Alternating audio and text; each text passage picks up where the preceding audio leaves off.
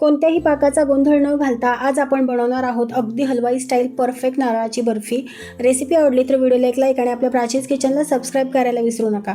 नमस्कार, मी प्राची, स्वागत आहे तुमचं प्राचीज किचनमध्ये। चला तर मग आपल्या किचनमध्ये इथे मी घेतला आहे रेडीमेड नारळाचा खीस।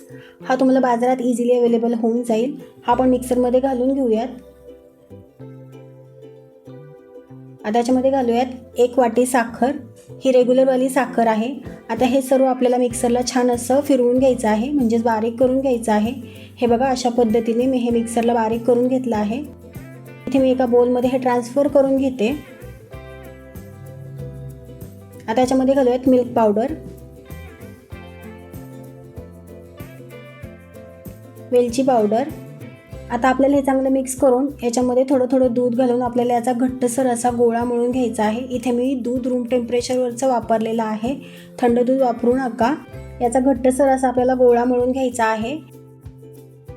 आता याच्यामध्ये घालूयात 1 चमचा तूप। तूप घालून पुन्हा एकदा आपल्याला हे व्यवस्थित मळून घ्यायचे आणि याचे 2 भाग करून घ्यायचे आहेत।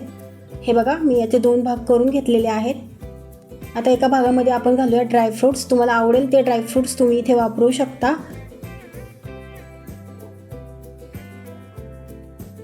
आता सर्व ड्रायफ्रूट्स याच्यामध्ये चांगले मिक्स करून घेऊयात। हे बाजूला ठेवून देऊयात आणि दुसरा गोळा घेऊयात। इथे आपण केशर भिजवलेले दूध याच्यामध्ये घालणार आहोत, म्हणजे याला चांगला कलर येईल। केशराचं दूध घालून हे व्यवस्थित चांगलं मळून घ्यायचं आहे, म्हणजे व्यवस्थित मिक्स करायचं आहे। आता आपण जो आधी ड्रायफ्रूट्स घातलेला गोळा होता त्याला शेप देऊन घेऊयात। हे बघा, व्हिडिओत दाखवल्याप्रमाणे याला आकार द्यायचा आहे। आता दुसरा गोळा घेऊयात। खाली बटर पेपर घेऊन त्याच्यावरती हा गोळा ठेवून दुसरा बटर पेपर त्याच्यावर ठेवून व्यवस्थित आपल्याला पोळीसारखा लाटून घ्यायचा आहे। हे बघा, व्हिडिओत दाखवल्याप्रमाणे व्यवस्थित असा लाटून झालेला आहे। आता आपण जो पांढरा गोळा तयार करून घेतला होता ड्रायफ्रूट्सवाला, तो याच्यामध्ये ठेवून याला व्यवस्थित असं रॅप करून घ्यायचा आहे, म्हणजेच जो पिवळा भाग आहे तो त्याच्यावरती गुंडाळून घ्यायचा आहे आणि त्याला व्यवस्थित असा आकार द्यायचा आहे। हे बघा, व्हिडिओ दाखवल्याप्रमाणे। आता हा आपण अर्ध्या तासासाठी फ्रीजमध्ये सेट करून घेतलेला आहे। आता याच्या वड्या पाडून घेऊयात।